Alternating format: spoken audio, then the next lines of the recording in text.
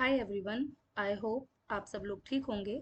देखो, आज की क्लास के अंदर हम लोग अपना एक नया सेशन स्टार्ट करने जा रहे हैं जिसमें हम एक एक करके हर चैप्टर को competitive exam point of view से कंप्लीट करेंगे। देखो, सबसे पहले मैं आपको बता दूं, आज की क्लास से हम लोग जो स्टार्ट करेंगे वो होगा हम लोगों का केमिस्ट्री का पोर्शन। आप बोलोगे केमिस्ट्री ही स्टार्ट क्यों किया? क्योंकि केमिस्ट्री अगर देखा जाए, रसायन विज्ञान देखा जाए, तो यहाँ से आपका दो क्वेश्चन आने की संभावना रहती है आपके किसी भी कॉम्पिटिटिव एग्जाम में।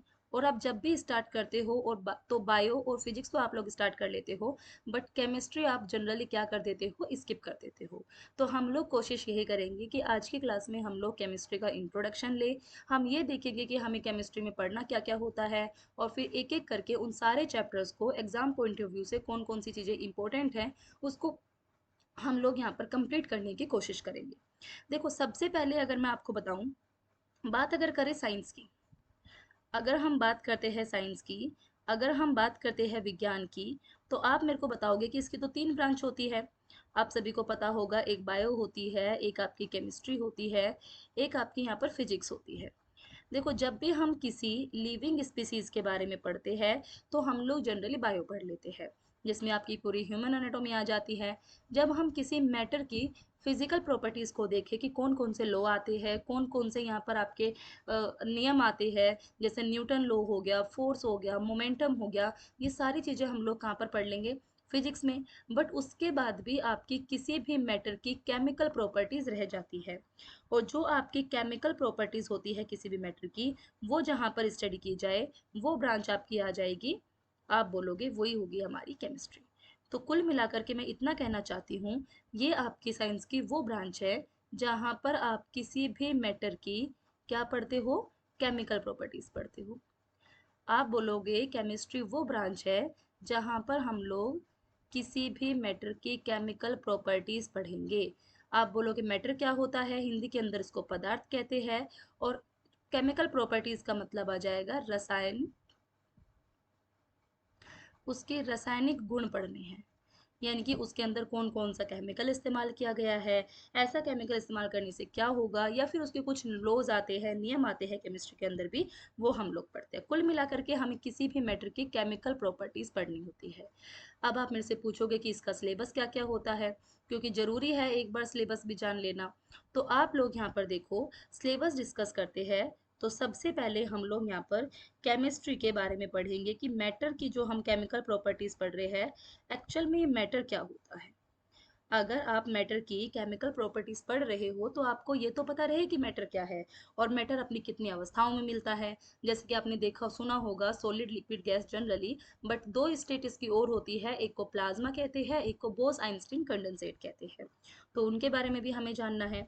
उसके बाद हम थोड़ा सा आगे बढ़ेंगे और हम लोग देखेंगे एलिमेंट्स क्या होते हैं, हम लोग देखेंगे कंपाउंड्स क्या होते हैं, कंपाउंड्स के साथ साथ हम लोग यहाँ पर देखेंगे मिक्सचर क्या होता है, और मिक्सचर के बाद हम लोग यहाँ पर देखेंगे एटम क्या होता है।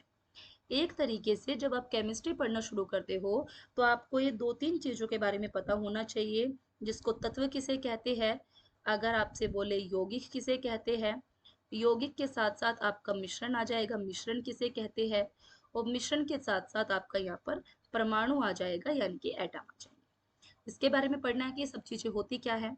उसके बाद आपके एटम से रिलेटेड कई सारे मॉडल आते हैं जो आपके एटॉमिक स्ट्रक्चर को समझाते हैं। तो हम यहाँ पर आपका अगला चैप्टर जो करेंगे वो होगा एटॉमिक स्ट्रक्चर, जिसको हम लोग परमाणु संरचना के नाम से जानेंगे। आप बोलोगे इसमें क्या पढ़ेंगे? इसमें हम लोग ये देखेंगे कि जो आपका एटम है ये कैसा दिखाई देता है। जैसे कि आपने सुना होगा, इलेक्ट्रॉन बाहर चक्कर काटते रहते हैं, अंदर प्रोटॉन होते हैं, न्यूट्रॉन होते हैं।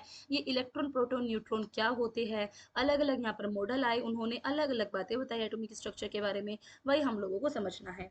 आप बोलोगे जैसे कि आपने रदरफोर्ड मॉडल सुना होगा, प्लम पुडिंग मॉडल सुना होगा, थॉमसन मॉडल सुना होगा, बोर मॉडल सुना होगा, ये सारे एक एक करके हम लोग सारे मॉडल को कंप्लीट करेंगे। जब ये मॉडल आपके कंप्लीट हो जाएंगे, एक तरीके से एटम वाला पार्ट आपका कंप्लीट हो जाएगा, तब हम यहाँ पर स्टार्ट करेंगे पीरियोडिक टेबल। क्या पढ़ना शुरू करेंगे? पीरियोडिक टेबल पढ़ना शुरू करेंगे, जिसको हम लोग कहते हैं आवर्त सारणी।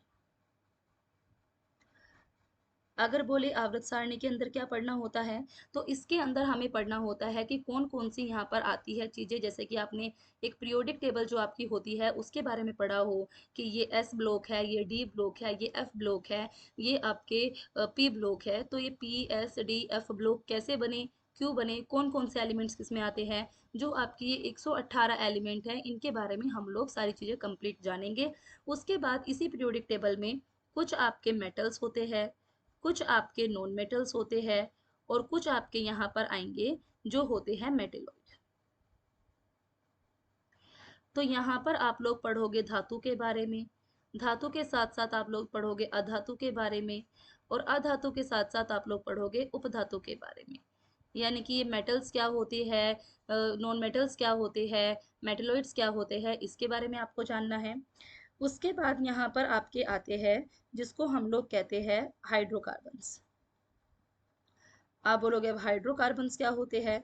हाइड्रोकार्बन्स के बारे में हमें पढ़ना होता है जिसमें हाइड्रोजन और कार्बन के कंपाउंड्स पाए जाते हैं, जैसे मीथेन हुआ, इथाइलिन हुआ, इथेन हुआ।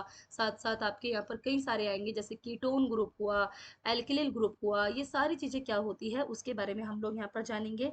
उसके बाद हम लोग यहाँ पर कुछ चीज़ें देखेंगे पॉलीमर के बारे में। आप बोलोगे पॉलीमर्स क्या होते हैं, इसे हम लोग कहते हैं बहुलक। और बहुलक की अगर बात करें, पॉलीमर्स की अगर बात करते हैं, तो आपसे जनरली ये पूछ लेता है, जैसे कि आपकी पॉलीथीन है, ये पॉलीथीन किसका पॉलीमर है। जैसे कि आपसे प्लास्टिक की बात करें, किसका पॉलीमर होती है। तो यहाँ पर जब कई सारे कंपाउंड्स मिलकर के मतलब बड़ा रूप बना लेते हैं कोई भी कंपाउंड, तो वो एक यहाँ पर पॉलीमर बनकर आता है जिसको बहुलक कह देते हैं। कुछ पॉलीमर्स पढ़ेंगे। उसके बाद हम लोग यहाँ पर आ जाते हैं केमिस्ट्री इन एवरीडे लाइफ। अगर मैं आपको बताऊं, जो आपकी केमिस्ट्री इन एवरीडे लाइफ है, ये आपका काफ़ी इंपॉर्टेंट चैप्टर आता है, क्योंकि इसके अंदर भी कई सारे ग्रुप है। एक तो हम लोग इसके अंदर एसिड, बेस और सोल्ट के बारे में पढ़ते हैं, जो आपके एग्जाम के अंदर काफ़ी पूछे जाते हैं। आप बोलोगे किस किस के बारे में पढ़ेंगे, तो हम बोलेंगे हम लोग यहाँ पर अम्ल के बारे में पढ़ते हैं, हम लोग यहाँ पर क्षार के बारे में पढ़ते हैं, और हम लोग यहाँ पर लवण के बारे में पढ़ते हैं। एसिड के बारे में, बेस के बारे में और सोल्ट के बारे में आप लोग इसी में स्टडी करते हो। फिर आप बोलोगे कि इसमें क्या क्या चीज़ें पूछी जाती है। आपसे कोई भी पूछेगा, जैसे विनेगर है, विनेगर में कौन सा एसिड पाया जाता है। आपसे बोलेगा जैसे कि आंट होती है, चींटी होती है, उसके डंक में कौन सा एसिड होता है। अगर आपके स्टमक के अंदर एसिडिटी बन रही है, तो एंटा एसिड की तरह कौन सा बेस काम करेगा। और अलग अलग सोल्ट आपके आते हैं, जैसे कि सोडियम होता है, मिल्क ऑफ मैग्नीशिया होता है, एलम होता है। ये सारे सोल्ट के आपको एग्जाम्पल याद रखने होते हैं कि किसका इस्तेमाल कहाँ पर किया जाता है। एक तरीके से फंक्शन आपको याद रखना होता है। उसके बाद हम लोग यहाँ पर जो पढ़ते हैं, वो आपका ग्लास आता है, जिसको आप लोग कांच कहते हो। कांच के साथ साथ आपका फर्टिलाइजर यहाँ पर पढ़ना होता है। फर्टिलाइजर की अगर बात करें तो आप समझाओगे, फर्टिलाइजर्स होते हैं आपके यहाँ पर उर्वरक जिसको बोलते हो, उर्वरक के बारे में पढ़ना होता है। उसके बाद आप लोग यहाँ पर कुछ अदर चीज़ें आ जाती है, जिसमें हम लोग कुल मिलाकर के प्रीवियस ईयर क्वेश्चंस करेंगे, और जो कार्बन के एलोट्रोप्स वगैरह होते हैं वो यहाँ पर पढ़ेंगे। तो कुल मिलाकर के मैं अगर आपसे इतना बोलूं कि आपको यहाँ पर जो जो पढ़ना है, एक आपको मैटर कंप्लीट करना है कि पदार्थ क्या होता है। दूसरे आपको यहाँ पर छोटे छोटे डेफिनेशंस देखनी है कि एलिमेंट किसे कहते हैं, कंपाउंड किसे कहते हैं, मिक्सचर किसे कहते हैं, और एटम किसे कहते हैं। उसके बाद आपको यहाँ पर एटॉमिक स्ट्रक्चर पढ़ना होता है कि अलग अलग मॉडल आए, उन्होंने एटम के बारे में क्या बताया और आपका एटॉमिक स्ट्रक्चर कैसा होता है। उसके बाद आपको यहाँ पर पीरियोडिक टेबल के बारे में पढ़ना होता है, यानी कि आवर्त सारणी के बारे में पढ़ना होता है कि ये पीरियोडिक टेबल किस तरीके से बनी, कौन कौन से साइंटिस्ट ने आकर के इसमें अपना योगदान दिया। उसके बाद आपको यहाँ पर मेटल्स, नॉन मेटल्स और मेटेलॉइड्स के बारे में पढ़ना होता है। आपको हाइड्रोकार्बन्स पढ़ने होते हैं, पॉलीमर्स पढ़ने होते हैं, और आपको केमिस्ट्री पढ़नी होती है आपके एवरीडे लाइफ की। आप बोलोगे एवरीडे लाइफ की केमिस्ट्री क्या सिर्फ इतनी होती है। एवरीडे लाइफ की केमिस्ट्री का कोई अंत नहीं है, जो आप अपने आसपास हर टाइम पर ये केमिकल चेंजेस देखते रहते हो, ये सब कुछ आपकी केमिस्ट्री है। बट आपको वो टॉपिक उठा के चलने होते हैं केमिस्ट्री इन एवरीडे लाइफ में भी, जहाँ से क्वेश्चन जनरली पूछ लेता है। जैसे ग्लास के बारे में पूछा जा चुका है, फर्टिलाइजर के बारे में बात करें, सोप के बारे में बात करें, डिटर्जेंट के बारे में बात करें, अल्कोहल के बारे में बात करें, एसिड बेस सोल्ट के बारे में बात करें, और कुछ यहाँ पर हम लोग बाद में प्रीवियस ईयर क्वेश्चंस लेंगे। ठीक है। तो देखो यहाँ पर हम लोग आज अपना अलग से फर्स्ट चैप्टर स्टार्ट करते हैं, जिसको हम लोग कहेंगे मैटर। अब देखो पूरी केमिस्ट्री के अंदर आप लोग मैटर की केमिकल प्रॉपर्टीज पढ़ रहे हो, तो आपको एटलीस्ट इतना तो पता होना चाहिए कि मैटर होता क्या है। अगर आपसे पूछे कि मैटर के बारे में हमें क्या क्या पढ़ना है, मैटर होता क्या है, जरा समझाओ, तो बिल्कुल ध्यान से इत्मीनान से बैठ जाओ और एक एक चीज को सिर्फ सुनते चलो। अच्छे से सुनते चलोगे तो अच्छे से चीजें याद भी होती रहेगी। आप बोलोगे ठीक है, हमने यहाँ पर सबसे बोला, पहले बोला कि मैटर क्या है, आपने मेरे को समझाया कि मैटर आपके पदार्थ होते हैं। फिर मैं अगर आपसे बोलना चाहूँ कि मैटर को अगर समझाना है तो कैसे समझाओगे, आप मेरे को बोलोगे अगर कोई भी चीज, एनीथिंग, कोई भी चीज जगह घेरती है और जिसका कुछ मास होता है, anything that occupy space and have mass is known as matter. Anything that occupy space and have mass is known as matter. यानी कि कोई भी वह चीज जिसका खुद का कुछ द्रव्यमान हो और जो जगह घेरती हो, उसी चीज को मैटर यानी कि पदार्थ कहा जाता है। आप बोलोगे जगह क्या घेरता है, जैसे कि मैंने आपको ग्लास बोल दिया, जैसे कि मैंने आपको कप बोल दिया, जैसे कि मैंने आपको पेन बोल दिया, जैसे कि मैंने आपको एयर बोल दिया, जैसे कि मैंने आपको वाटर बोल दिया, जैसे कि मैंने आपको वेपर बोल दिया।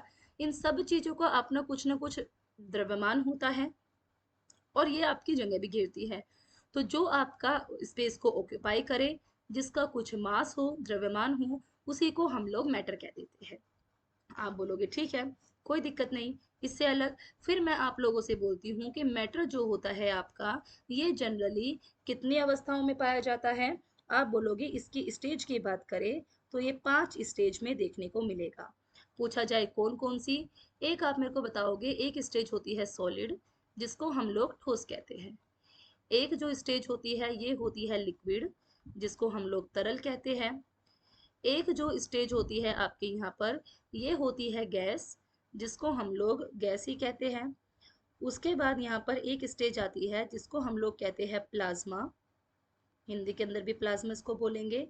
और एक आपकी यहाँ पर स्टेट आती है जिसको हम लोग बोलते हैं बोस आइंस्टीन कंडेंसेट, हिंदी के अंदर भी इसको बोस आइंस्टीन कंडेंसेट के नाम से जानते हैं। अब मुद्दा ये आता है कि हमने ये 3 स्टेज तो सुनी होती है, solid, liquid, gas, but plasma और बोस आइंस्टीन कंडेंसेट हम लोग कई बार नहीं समझ पाते। बट आपको यही सारी चीजें समझते चलनी है कि बोस आइंस्टीन कंडेंसेट क्या होता है, प्लाज्मा कौन सी स्टेज होती है, गैस, लिक्विड, सॉलिड, इनकी क्या क्या प्रॉपर्टीज होती है, इसी के बारे में आपको यहाँ पर पढ़ना होता है। देखो टेंशन लेनी नहीं है, नहीं सुना तो हम लोग यहाँ पर सुन लेंगे एक एक चीज के बारे में। और हमें बेसिकली करना भी क्या ही है, एक एक चीज को पढ़ना ही तो है। तो अभी के लिए आप सिर्फ इतना समझो, आपसे अगर कोई बोले कि मैटर क्या होता है, आप उसको समझा सको कि मैटर वो होता है जिसका कुछ मास हो, जो जगह घेरता हो, उसी को मैटर कहेंगे। फिर आपसे बोले कि ये जो मैटर होता है ये कितनी अवस्थाओं में देखने को मिलेगा, आप बोलोगे सॉलिड में भी, लिक्विड में भी, गैस में भी, प्लाज्मा में भी और Bose Einstein condensate. I hope आप सभी को यहाँ तक क्लियर होगा। अब हम लोग आगे बढ़ते हैं और आगे हम लोग यहाँ पर जो डिस्कस करेंगे वो है आपकी सॉलिड स्टेट। आप बोलोगे ठीक है, सॉलिड स्टेट की बात करें, अगर हम ठोस अवस्था की बात करते हैं तो कैसे समझाओगे। आप मेरे को एक बात बताओ, जब भी मैं किसी एटम की बात करूँ ना, तो आपके दिमाग में एक छोटा सा पॉइंट होना चाहिए, हर एक चीज एक छोटे छोटे पार्टिकल से मिलकर बनी है। और अगर किसी मैटर के स्मॉलेस्ट पार्टिकल की बात करें, आपका कोई भी मैटर का स्मॉलेस्ट पार्टिकल जो होता है, इसी स्मॉलेस्ट पार्टिकल को किस नाम से जाना जाता है। आप बोलोगे इसी को तो हम लोग एटम कहते हैं, इसी को तो हम लोग परमाणु के नाम से जानते हैं। तो आपका एटम से मिलकर ही हर एक पदार्थ बना होता है। किसी भी मैटर का, किसी भी पदार्थ का जो सबसे सूक्ष्मतम इकाई होती है, स्मॉलेस्ट पार्टिकल, स्मॉलेस्ट यूनिट होती है, उसी को हम लोग एटम कह देते हैं।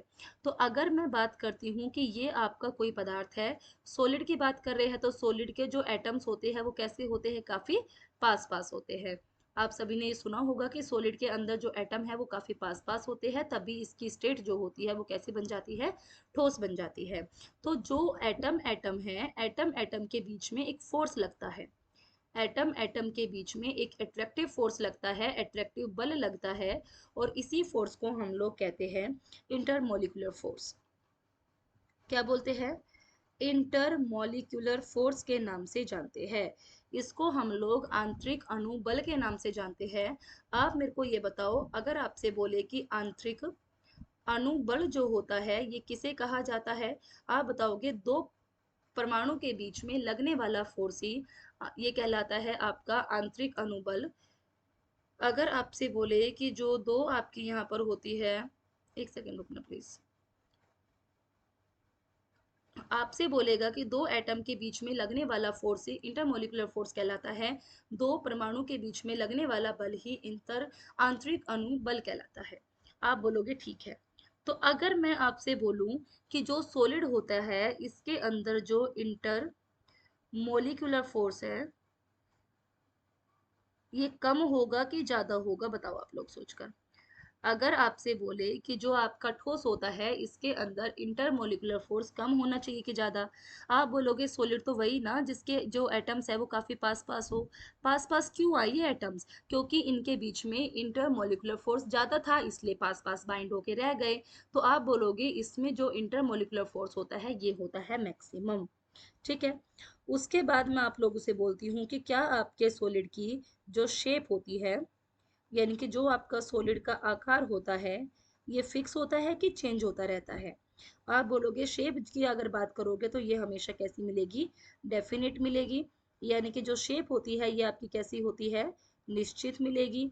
उसके बाद आप मेरे को बताओगे जब शेप इसके निश्चित है तो इसका जो वॉल्यूम है, अगर इसकी शेप डेफिनेट है, जो इसका वॉल्यूम होता है, जो इसका आयतन होता है, वॉल्यूम भी इसका कैसा मिलेगा, आंसर आएगा वॉल्यूम भी इसका कैसा मिलेगा, डेफिनेट मिलेगा। ठीक। फिर आप मेरे से बोलोगे कि जब इसमें इंटरमोलिकुलर, अच्छा सॉलिड वे होते हैं जिसका इंटरमोलिकुलर फोर्स अधिक हो, शेप आपकी डेफिनेट हो, वॉल्यूम आपका डेफिनेट हो। और अगर आपसे बोले डेंसिटी का क्या ख्याल है यहाँ पर, डेंसिटी की देखो अगर बात करते हैं तो इसको हम लोग घनत्व बोलते हैं। घनत्व यानी कि कोई भी चीज कितना स्पेस कवर कर रही है, कितनी वो डेंस है, कितनी वो घिनकी है, इसी चीज को दर्शाता है। और इसके जब इंटरमोलिकुलर फोर्स काफी पास पास होते हैं तो डेंसिटी भी इसकी क्या रहती है, मैक्सिमम रहती है। आप बोलोगे बिल्कुल ठीक बात है। एग्जाम्पल की बात करें तो आप बताओगे, एग्जाम्पल की बात कर लो भाई, आइस हुआ, चेयर हुई, टेबल हुई, उसके बाद आप बोलोगे लैपटॉप हुआ, उसके बाद आप बोलोगे मोबाइल हुआ, आप बोलोगे बहुत सारी चीजें हैं जो सॉलिड फॉर्म में जनरली देखने को मिलती है और आपने देखी भी होगी। तो अभी के लिए मैंने आपको तीन चार प्रोसेस बताई सॉलिड के बारे में। पहली बात तो कि इंटर मॉलिक्यूलर फोर्स इनका सबसे अधिक होता है क्योंकि मॉलिक्यूल काफी पास पास रहते हैं। शेप की बात करें तो डेफिनेट हो गया, वॉल्यूम की बात करें तो डेफिनेट हो गई, डेंसिटी की बात करें तो इनकी सबसे ज्यादा यानी कि मैक्सिमम होती है। एग्जाम्पल की बात करें तो आप बोलोगे बहुत सारे एग्जाम्पल्स है जो भी हमारे आसपास सॉलिड फॉर्म में पाए जाते हैं वो सब सॉलिड में आ जाएंगे। आप बोलोगे ठीक है आगे बढ़ जाओ। आगे हम लोग यहाँ पर बात करते हैं तो आप मेरे को समझाओगे सेकंड जो आई वो कौन सी आई, लिक्विड आई। अब आप बोलोगे लिक्विड की बात कर लो। जो लिक्विड में आपका इंटरमोलिकुलर फोर्स होता है, यानी कि जो इनका आंतरिक अणुबल होता है, ये क्या लगता है कम होगा कि ज्यादा। आप बोलोगे सबसे कम भी नहीं होगा सबसे ज्यादा भी नहीं होगा, ये बीच का हो जाएगा, मीडियम हो जाएगा। उसके बाद अगर मैं इसकी शेप की बात करूं, क्या लिक्विड का कोई शेप होता है, क्या आपके तरल पदार्थ का कोई आकार होता है। पानी की बात ले लो, पानी लिक्विड फॉर्म में होता है, क्या ऐसी कोई शेप है, आप बोलोगे नहीं होती। जब आपके लिक्विड की कोई शेप नहीं होती, जिसमें डालो उसी में उसी के जैसा शेप ले लेता है, तो आप बोलोगे ये होती है इंडेफिनिट। ठीक है, कोई दिक्कत नहीं है। आप बोलोगे ये होती है आपकी अनिश्चित। फिर आप समझाओगे ठीक है बट इसके वॉल्यूम की अगर बात करें, क्या वॉल्यूम निकाल सकते हो लिक्विड का, आप बोलोगे निकाल सकते हैं, चाहे आप किसी भी चीज में लिक्विड को डाल लेना, चाहे आप किसी भी बर्तन में इसको डाल लेना, लिक्विड का जो वॉल्यूम होगा ये आपको कैसा मिलेगा, हमेशा सेम देखने को मिलेगा, यानी कि इसका वॉल्यूम डेफिनेट होता है बट शेप इनडेफिनेट होती है। ठीक।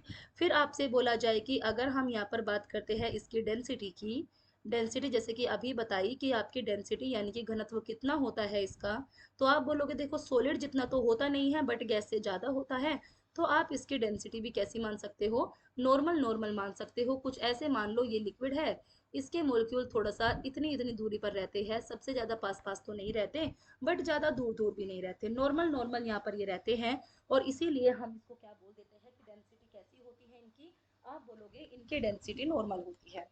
कोई दिक्कत नहीं है। फिर इसके बाद हम लोग आगे बढ़ेंगे कि अगर आपसे बोले कि आपके लिक्विड का एग्जाम्पल क्या होता है। आप देखो एग्जाम्पल, आपने लिक्विड चीज बहुत ज्यादा देखी होगी अपने आसपास, बता दो। आप बोलोगे मिल्क रहा मैम, मिल्क के बाद आप वाटर बोल लो, वाटर के बाद आप जूस बोल लो, जूस के बाद आप कोई भी यहाँ पर कोल्ड ड्रिंक बोल लो। ये सारी चीजें जो जो आपको लिक्विड फॉर्म में देखने को मिलती है, ये सब किसका एग्जाम्पल आएगी, लिक्विड का। उसके बाद हम लोग यहाँ पर आगे बढ़ते हैं और आपको समझाते हैं कि गैस क्या। अगर गैस की बात करें तो आप मेरे को सबसे पहले तो बताओगे कि मैम गैस तो आपका एक ऐसा सब्सटेंस होती है जिसके जो एटम्स है, जिसके जो मॉलिक्यूल है, काफी क्या रहते हैं, दूर दूर होते हैं। अगर मैं आपसे पूछूं कि इसके मॉलिक्यूल दूर दूर क्यों रहते हैं, तब आप समझाओगे क्योंकि इनका जो इंटर मॉलिक्यूलर फोर्स होता है, यानी कि जो इनको अट्रैक्ट करने का काम करता है, ये इंटरमोलिकुलर फोर्स इनका बहुत कम होता है, जिसकी वजह से ये दोनों को आपस में अट्रैक्ट नहीं कर पाते तो पास पास नहीं आ पाते, और इसीलिए ये थोड़ा दूर दूर रहते हैं। ठीक है। फिर आप बोलोगे अगर हम इनकी शेप की बात करते हैं, अगर हम गैस के आकार की बात करते हैं, तो आप समझाओगे शेप इनकी इंडेफिनेट होती है। क्या गैस की कोई शेप देखी है आपने, कोई शेप नहीं होती। और साथ साथ बोलोगे कि वॉल्यूम जो होता है इनका, इनका जो आयतन होता है ये भी कैसा होता है, इनडेफिनिट होता है। आप बोलोगे ठीक है, यानी कि एक ऐसी चीज जिसका आपका ना तो शेप डेफिनेट हो, ना वॉल्यूम डेफिनेट हो, इंटरमोलिकुलर फोर्स बिल्कुल कम हो, उसको हम लोग गैस कह देंगे। बट यहाँ पर एक चीज हम और जानते आ रहे हैं, जो है डेंसिटी की। डेंसिटी का मतलब होता है घनत्व। घनत्व के बारे में अगर हम बात करें तो इनका बिल्कुल मिनिमम होता है, क्योंकि घनत्व यही दर्शाता है कि पार्टिकल्स कितने पास पास है। मिनिमम आ गई इनकी डेंसिटी। फिर आप बोलोगे एग्जाम्पल देने की कोशिश करो, तो आप एग्जाम्पल सभी अच्छी तरीके से परिचित हो, जैसे वेपर है, जैसे कि आपकी एयर है, जैसे कि आपका स्मोक है। ये सारी चीजें क्या होती हैं, आप समझाओगे ये सब चीज आपके गैस के अंदर आती है। ठीक है। इतनी बातें आई होप आप सभी को समझ में आ गई होगी। अभी देखो हमने यहाँ पर स्टार्ट करा सॉलिड से। सॉलिड के बारे में बताया कि शेप, वॉल्यूम, शेप जो होता है वो भी डेफिनेट, वॉल्यूम भी definite, density maximum, intermolecular force maximum होता है। एग्जाम्पल आपको दे दिए। उसके बाद मैंने आपको यहाँ पर लिक्विड के बारे में बताया। लिक्विड के बारे में आपको जो जो समझाया कि इंटरमोलिकुलर फोर्स मीडियम होता है, शेप इनकी इंडेफिनेट होती है, वॉल्यूम इनका डेफिनेट होता है, डेंसिटी इनकी नॉर्मल होती है, एग्जाम्पल आपको दे दिए। उसके बाद आपका यहाँ पर गैस आता है जिसमें आपका इंटरमोलिकुलर फोर्स बिल्कुल कम, डेंसिटी बिल्कुल कम, वॉल्यूम इनका इंडेफिनेट है, शेप भी इनकी इंडेफिनेट होती है। अब देखो इन तीन स्टेज के बारे में तो लगभग सभी को पता ही होता है।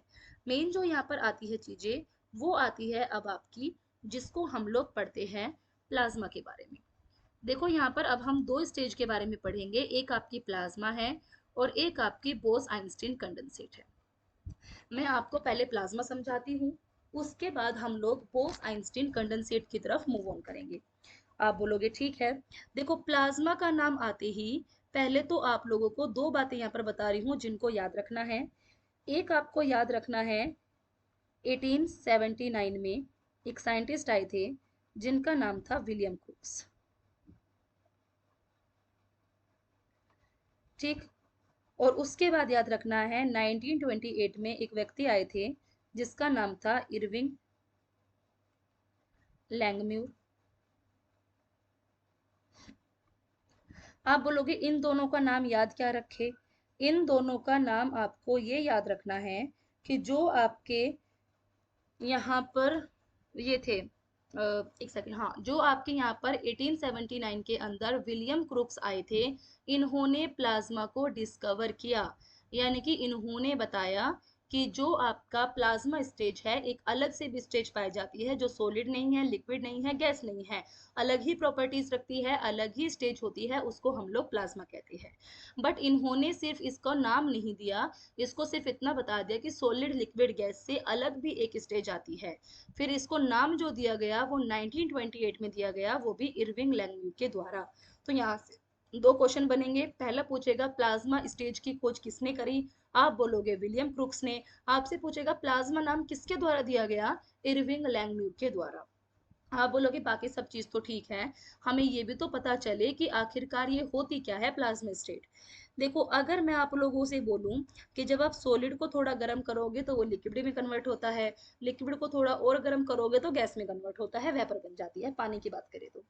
अब अगर मैं आपको बोलूं कि आप भाप को भी और ज्यादा गर्म कर दो, यानी कि अगर मैं गैस को हाईली टेम्परेचर पर हीट करूं, अगर मैं गैस को एक उच्च तापमान पर हीट करती हूं तो क्या होगा? आप बोलोगे अगर आप गैस को और ज्यादा टेम्परेचर पर हीट करोगे तो ये गैस आपकी आयंस में टूट जाएगी। किस में टूट जाएगी? आयंस में टूट जाएगी, और इसी प्रोसेस को आयनाइजेशन कहते हैं। अगर आपसे बोले आयनाइजेशन क्या होता है, अगर आपसे बोले आयनीकरण क्या होता है, तब आप उसको समझाओगे आयनीकरण, आयनाइजेशन का मतलब होता है किसी भी गैस का आयंस में टूट जाना। फिर आप बोलोगे हमने तो सुना ही नहीं आयंस क्या होते हैं। तो मैं आपको समझाऊंगी, आपने आयंस नहीं तो कैटायन और अनायन जरूर सुना होगा। आप बोलोगे हमने यहाँ पर कैटायन और अनायन की अगर बात करते हैं, तो आप बोलोगे एक आपने सुना होगा धनायन, और एक आपने सुना होगा ऋणायन। बट फिर आप बोलोगे कैटायन एनायन क्या होते हैं? आपने सुना होगा कुछ आपके पॉजिटिवली चार्ज पार्टिकल्स कुछ आपके निगेटिवली चार्ज पार्टिकल्स में टूट जाते हैं। एनायन जो होते हैं ये निगेटिवली चार्ज पार्टिकल्स होते हैं, और कैटायन जो होते हैं ये पॉजिटिवली चार्ज पार्टिकल्स होते हैं। तो कुल मिलाकर जब किसी गैस को और ज्यादा हीट किया जाता है तो वो आयोनाइज हो जाती है, अपने आयंस में टूट जाती है, जैसे कि कैटायन और एनायन में। आप बोलोगे कैटायन और अनायन में टूटने के बाद क्या होगा? जो ये आयनाइजेशन किसी भी चीज का हो जाएगा, इसी स्टेज को हम लोग कौन सी बोलते हैं? प्लाज्मा स्टेट बोलते हैं। अगर आपसे बोले कि प्लाज्मा स्टेट क्या होती है, तो आप समझाओगे एक ऐसी स्टेज होती है जब गैस को और ज्यादा हीट कर दिया जाए तो वो आयंस में बिखर जाएगी, और जब कोई भी गैस आयनाइज हो जाती है तो जो उसकी अलग से स्टेज बनती है उसी को हम लोग प्लाज्मा कहते हैं। आप बोलोगे चलो ठीक है, आप इसके एग्जाम्पल देकर बताओ तो हम लोग थोड़ा सा रिलेट कर पाए। आपने मरकरी ट्यूब देखी है, जो आपके घरों के अंदर मरकरी ट्यूब लगी होती है? इसके अंदर अगर आप बात करोगे तो आपको एक चिपचिपा सा पदार्थ मिलेगा जिसमें आपकी गैसेस को आयनाइज करके डाला जाता है। यहाँ पर आपको मरकरी ट्यूब के अंदर ना तो लिक्विड स्टेट मिलेगी, ना सॉलिड स्टेट मिलेगी, ना ही गैस स्टेट मिलेगी, अलग ही स्टेज मिलती है, इसको प्लाज्मा स्टेट कहते हैं। आप बोलोगे चलो ठीक है, एक दो एग्जांपल और नेचुरली बात करें तो आप बोलोगे स्टार्स के अंदर, और स्टार्स की बात करें तो सन भी एक तारा है। तो जितने भी आपके तारे होते हैं, तारे सॉलिड लिक्विड गैस स्टेज में नहीं होते, वो आपकी प्लाज्मा स्टेट में होती है। तो नेचुरली भी और आर्टिफिशियली भी दोनों जगह ये स्टेज प्रेजेंट होती है। समझ में आई? आप बोलोगे कि अच्छा भाई प्लाज्मा स्टेट क्या है? आप बोलोगे देखो प्लाज्मा स्टेट की हम बात करें तो इसकी खोज जो की गई थी वो 1879 में कर दी गई थी। विलियम क्रुक्स ने ऐसा बोला था, गैस को हाई टेम्परेचर पर हीट करोगे तो वो आयंस में टूट जाएगी, और आयंस की बात करें तो कैटायन और एनायन में टूट जाएगी, और जब वो आयंस में टूट जाएगी, आयनाइजेशन हो जाएगा गैस का, तो आपके यहाँ पर एक अलग ही स्टेज बन के आती है, और उस स्टेज को हम लोग प्लाज्मा के नाम से जानते हैं। ये प्लाज्मा कहेंगे, ये किसने बोला? ये इरविंग लैंगम्यू ने बोला। विलियम क्रुक्स ने खोज कर दी, इरविंग लैंगम्यू ने इसको नॉमिनेशन यानी कि नाम दे दिया। आप बोलोगे कहाँ पाई जाती है ये स्टेज? मैं बोलूंगी तारों में, आपके जितने भी स्टार होते हैं, सन भी उसमें एक है इन सब के अंदर, और आर्टिफिशियली बात करें तो जो आपकी मरकरी ट्यूब्स होती है घरों में, उनके अंदर पाई जाती है। आप बोलोगे ठीक है। आगे यहाँ पर एक और बचती है जिसको हम लोग बोस आइंस्टीन कंडेंसेट कहते हैं। आप बोलोगे क्या नाम है इसका? तो हम बताएंगे इसका नाम है बोस आइंस्टीन कंडेंसेट। आप बोलोगे इसका इतना बड़ा सो जो नाम है ये किस वजह से रखा गया? तो आपको याद रखना है 1924 25 के आसपास दो साइंटिस्ट आए, एक का तो आपने नाम सुन ही लिया होगा, आइंस्टीन थे, और एक का नाम था यहाँ पर आपका सत्येंद्र नाथ बोस। आपके यहाँ पर दो साइंटिस्ट आते हैं, एक का नाम आइंस्टीन था, एक का नाम सत्येंद्र नाथ बोस था, और इन दोनों के नाम से ही यहाँ पर एक नया स्टेज बन गई, बोस आइंस्टीन कंडेंसेट। अब हो क्या रहा था कि ये लोग बैठे बैठे बोर हो रहे थे, इनको लगा कि देखो जब कोई गैस और ज्यादा हाई टेम्परेचर पर हीट करेंगे तो वो अलग स्टेज बना लेती है। क्या ऐसा नहीं होता? अगर हम किसी भी मान लो कि किसी भी चीज को, किसी भी पार्टिकल को, किसी भी तत्व को, किसी भी कण को एक्सट्रीमली लो टेम्परेचर पर लेकर जाए, अगर हम लोवेस्ट टेम्परेचर पर लेकर चले जाए, लगभग लगभग 0 केल्विन के आसपास लेकर चले जाए, तो क्या होगा? तो यहाँ पर एक नई स्टेज बनकर सामने आएगी और उसी नई स्टेज को बोस आइंस्टीन कंडेंसेट कहते हैं। आप बोलोगे इन्होंने ये एक्सपेरिमेंट किस पे किया था? तो याद रखना, इन्होंने ये एक्सपेरिमेंट किया था बोसोन पार्टिकल पर, और बोसोन पार्टिकल को हम लोग गॉड पार्टिकल के नाम से भी जानते हैं। तो अगर आपसे बोलता है कि गोल्ड पार्टिकल क्या है, तो आप समझाओगे बोसोन होता है। और बोसोन पार्टिकल को इन्होंने एक्सपेरिमेंट करके देखा, बोसोन के कण को बिल्कुल मिनिमम पॉसिबल टेम्परेचर पे लेकर गए, लगभग 0 केल्विन या कह लो -273.15 डिग्री सेल्सियस के आसपास लेकर गए, तो इन्होंने देखा कि ये एक अलग ही स्टेज में बदल गया है, जिसको हम लोग यहाँ पर बोस आइंस्टीन कंडेंसेट कहते हैं। फिर आप बोलोगे अच्छा, तो फिर आप ये कहना चाहते हो कि एक अलग स्टेज और आ जाएगी, ये कहाँ पाई जाएगी? तो इसका देख लो कि ये कभी भी आपको नेचुरली प्रेजेंट कहीं नहीं मिलती है, आर्टिफिशियली आप लोग इसको बना सकते हो। किसी भी पार्टिकल को बहुत लो टेम्परेचर पर ले जाओ, कृत्रिम रूप से आप इसको बना सकते हो, और ये आपकी पांचवी स्टेज हो गई मैटर की। समझ में आया? तो कुल मिलाकर के सॉलिड लिक्विड गैस तो आपको पता ही होता है, जनरली प्लाज्मा और बोस आइंस्टीन कंडेंसेट में लोग कंफ्यूज होते हैं। तो आप लोग उनको समझाओगे, देखो बोस आइंस्टीन कंडेंसेट तो तब था जब किसी पार्टिकल को एक्सट्रीमली लो टेम्परेचर पर लेकर जाए, और जो प्लाज्मा स्टेट थी वो थी जब किसी भी ऑब्जेक्ट को, किसी भी गैस को हम लोग हाईली टेम्परेचर पर लेकर जाए। ठीक है? उसके बारे में बोस आइंस्टीन कंडेंसेट तो देखो नाम से पता चल जाएगा, आइंस्टीन और सत्येंद्र नाथ बोस। बात अगर उसकी करते हैं तो उसमें आपको याद रखने पड़ेंगे दो व्यक्ति के नाम। एक का नाम था आपका इरविंग लैंगम्यूर, और एक का नाम यहाँ पर था आपका, आप बोलोगे एक का नाम तो था यहाँ पर इरविंग लैंगम्यूर और एक का नाम था विलियम क्रूक्स। तो दोनों व्यक्ति के यहाँ पर नाम याद रखने हैं। आई होप आपको इतनी चीजें समझ में आ गई होगी। अगर आप लोगों को इतनी चीजें समझ में आ गई है, तो मैं आपको थोड़ा सा कन्वर्जन समझाती हूँ। मैं आपको बोलूँ कि आपके एटमॉस्फेयर के अंदर जनरली तो नेचुरली कौन कौन से स्टेज प्रेजेंट है? आप बोलोगे सॉलिड प्रेजेंट है, आप बोलोगे लिक्विड प्रेजेंट है, आप बोलोगे गैस प्रेजेंट है, और हाँ, स्टार्स वगैरह में आपकी प्लाज्मा भी प्रेजेंट है। कोई दिक्कत नहीं है। तो मैं आपके नेचर की अगर बात करूँ, तो आपके कोई भी पदार्थ कितनी फॉर्म में मिलेगा? आप बोलोगे 4 फॉर्म में जनरल मिलता है, सॉलिड में, लिक्विड में, गैस में, और आपकी प्लाज्मा में। ठीक है, यहाँ तक की बातें। अब देखो हम लोग आगे बढ़ते हैं। मैं आपको सिर्फ इतना कहना चाहती हूँ कि आप लोग सॉलिड से कन्वर्ट कर सकते हो लिक्विड में, आप लोग क्या लिक्विड से कन्वर्ट कर सकते हो गैस में, आप लोग क्या गैस से कन्वर्ट कर सकते हो प्लाज्मा में। आप बोलोगे बिना किसी टेंशन के किया जा सकता है। मैं पूछूंगी कैसे? आप बोलोगे जब किसी सॉलिड को गर्म कर दो तो किस में बदल जाएगा? लिक्विड में। और सॉलिड को लिक्विड में बदलना है तो उसको क्या करना पड़ेगा? गलाना पड़ेगा, उसको हम लोगों को क्या करना पड़ेगा? मेल्ट करना पड़ेगा। तो इसी प्रोसेस को कहते हैं मेल्टिंग। अगर आपसे बोले कि मेल्टिंग क्या होता है, आप मेरे को समझाओगे। जब हम किसी भी सॉलिड को लिक्विड में कन्वर्ट करते हैं, इसी प्रोसेस को मेल्टिंग कहा जाता है। अगर आपसे बोले तो इसी को हम लोग गलन कहते हैं। ठीक। फिर मैं आप लोगों से बोलती हूँ लिक्विड को और हीट कर दो तो क्या बनेगा? आप मेरे को समझाओगे, लिक्विड को और हीट कर दोगे तो आपकी गैस बनेगी, और इसी को हम लोग किस नाम से जानते हैं? इवापोरेशन के नाम से। आपने सुना होगा इवापोरेशन होता है, जिसको हम लोग वाष्पीकरण के नाम से जानते हैं। आप बोलोगे वाष्पीकरण क्या होता है? तो एक ऐसी प्रोसेस जब किसी भी लिक्विड को गैस में कन्वर्ट किया जाए, इस प्रोसेस को इवापोरेशन कहते हैं। कोई दिक्कत नहीं। जैसे कि आपने सुना होगा इवापोरेशन के बारे में कि जैसे बारिश वगैरह जो होती है, जमीन से जैसे धूप पड़ेगी तो सारी भाप बनकर उड़ जाएगी, ऊपर चली जाएगी, और इसी प्रोसेस को इवापोरेशन यानी कि वाष्पीकरण कहते हैं। फिर आप बोलोगे और हीट करते जाओ। गैस को और हीट करोगे तो बताया था आयंस में टूट जाएगी, और आयंस में टूट जाना ही क्या कहलाता है? आयोनाइजेशन कहलाता है। क्या बोलते हैं? आयनाइजेशन इसको कहते हैं। आप बोलोगे इसी को कहते हैं आयनीकरण। ठीक। तो मैं आपको सिर्फ इतना कहना चाहती हूँ, जब आप सॉलिड से लिक्विड जाओगे तो मेल्टिंग होती है, लिक्विड से गैस जाओगे तो इवापोरेशन होता है, और गैस से प्लाज्मा जाओगे तो आयनाइजेशन होता है। आप बोलोगे नो डाउट। बट अगर मैं आप लोगों से इसका उल्टा कन्वर्जन पूछूं, आप बोलोगे उल्टा कन्वर्जन कैसे पूछोगे? उल्टा कन्वर्जन आप लोगों से ऐसे पूछा जाए कि जब प्लाज्मा से किसी चीज को ठंडा किया जाए तो क्या ये गैस में बदलेगी? आप बोलोगे बिल्कुल बदलेगी। अगर आप लोगों से बोला जाए कि अगर हम यहाँ पर किसी चीज को गैस को ठंडा करे थोड़ा सा तो क्या ये लिक्विड में बदलेगा? आप बोलोगे बिल्कुल बदलेगा। और अगर हम यहाँ पर आप लोगों को बोलते हैं कि आप किसी लिक्विड को ठंडा करो तो क्या ये सॉलिड में बदलेगा? आप बोलोगे बिल्कुल बदलेगा। लिक्विड से सॉलिड जाओगे तो आप चीजों को फ्रीज कर रहे हो, इसलिए प्रोसेस का नाम आ जाएगा फ्रीजिंग। ठीक है, जिसको हम लोग कहते हैं हिमीकरण।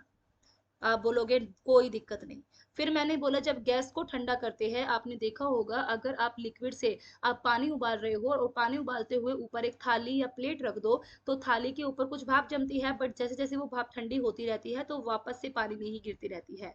तो जब इस गैस से वापस आपका लिक्विड बनता है, इसको हम लोग कहते हैं कंडेंसेशन। किस नाम से जानते हैं? कंडेंसेशन के नाम से जानते हैं। इसको हम लोग सघन कहते हैं, संघनन।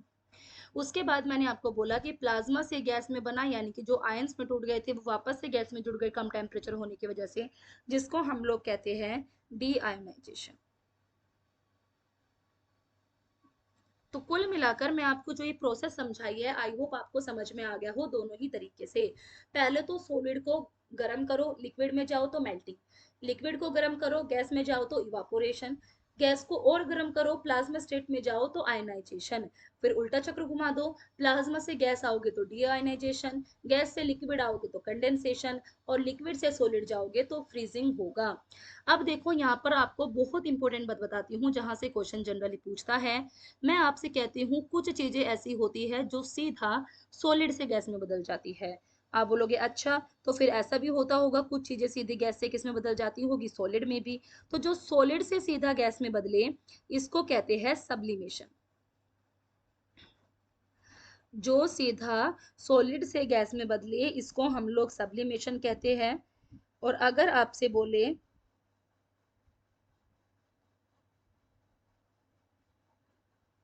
ऊर्ध्वपातन कहते हैं इसको।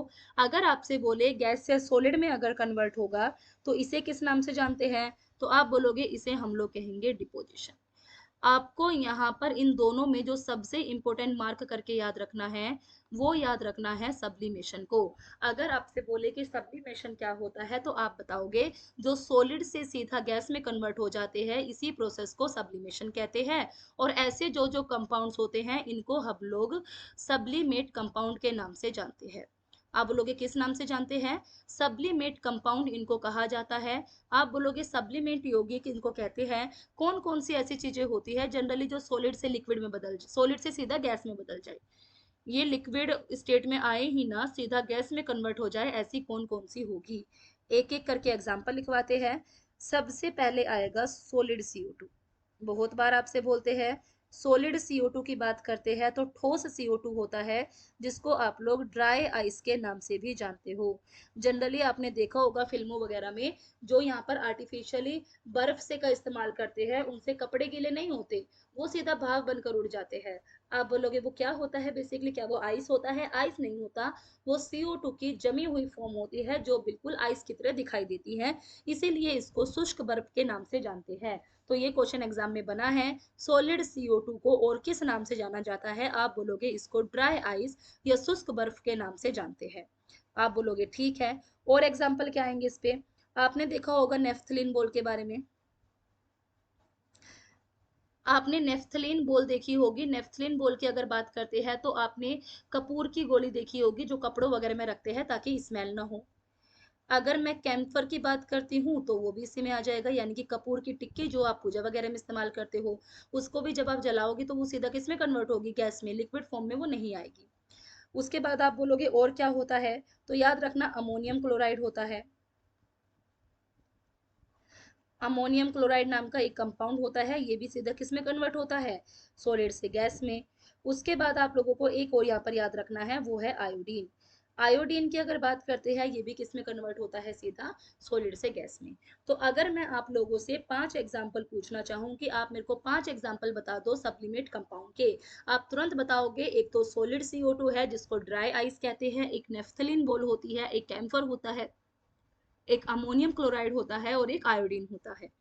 आपसे पूछे कि सब्लिमेट कंपाउंड क्या होते हैं, तो आप बताओगे ऐसे कंपाउंड्स जो सीधा सॉलिड से गैस में कन्वर्ट हो जाते हैं बिना लिक्विड स्टेट के आए, उसे ही हम लोग सब्लिमेट कंपाउंड कहते हैं, क्योंकि सॉलिड से गैस में कन्वर्ट होने वाली प्रोसेस भी सब्लिमेशन कहलाती है।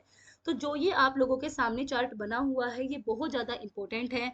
वापस से सुन लो, सॉलिड से लिक्विड जाओगे तो मेल्टिंग है, लिक्विड से गैस जाओगे तो इवापोरेशन है, गैस से प्लाज्मा जाओगे तो आयनाइजेशन है, प्लाज्मा से उल्टा गैस पर आओगे तो डीआयनाइजेशन है, गैस से लिक्विड में आओगे तो कंडेंसेशन है, और लिक्विड से सॉलिड में जाओगे तो फ्रीजिंग है।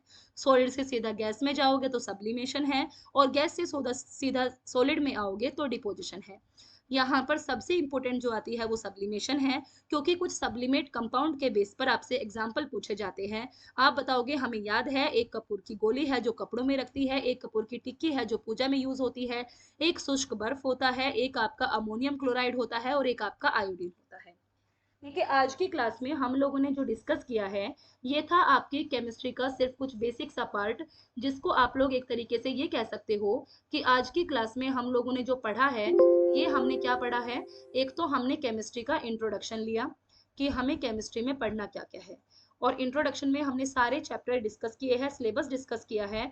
हमें यहाँ पर किसी भी मैटर की केमिकल प्रॉपर्टीज पढ़नी होती है, बट जिस चीज की केमिकल प्रॉपर्टीज पढ़नी है उसको तो पहले पढ़ लो। आप बोलोगे बिल्कुल पढ़ना चाहिए, क्या था वो, मैटर था। तो मैटर के बारे में ही आज मैंने आप सबको सारी चीजें बताई है। अगली क्लास में हम लोग कुछ छोटे छोटे डेफिनेशंस देखेंगे, और डेफिनेशन कंप्लीट होने के बाद में हम लोग यहाँ पर अपना मॉडल स्टार्ट करेंगे। आई होप आप लोगों को क्लास पसंद आई हो। अगर आप किसी का कोई भी डाउट है तो आप नीचे कमेंट सेक्शन में कमेंट करके पूछ सकते हो, और अगर आपको पसंद आई है तो प्लीज लाइक करना। नहीं पसंद आई है, कोई चीज की कमी है, आपको कोई चीज ठीक नहीं लग रही है, तो उसको भी बताना। बाकी देखते हैं अगली क्लास में कंटिन्यू करते हैं इसको। तब तक के लिए थैंक यू सो मच।